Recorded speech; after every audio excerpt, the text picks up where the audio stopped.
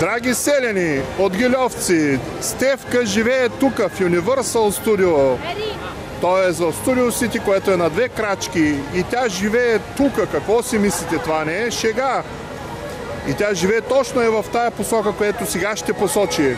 Посочи, Стефка, къде живееш.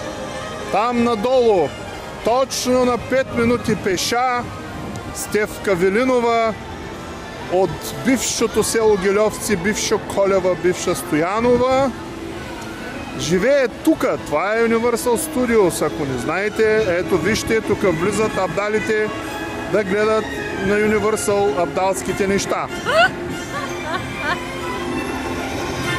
Сега ще направим на входа едно малко разглеждане, за да видите, драги съселени, че ето тук се влиза, плаща се една дебеличка сума, се плаща. Тук е входа. Това е, ето така, тук се обръщаме символът на Universal Studios, този глобус, навсякъде го знаете в света. И вижте кой и тук идва в кадъра, Стефка. Стефка Велинова, бивша Колева Стоянова, живяла първите 7 години във вашето селище Гильовци.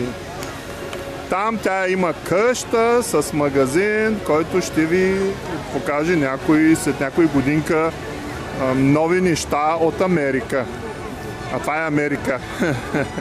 Бях забрал да ви кажа, че това е Америка, Съединените щати, Universal Studios.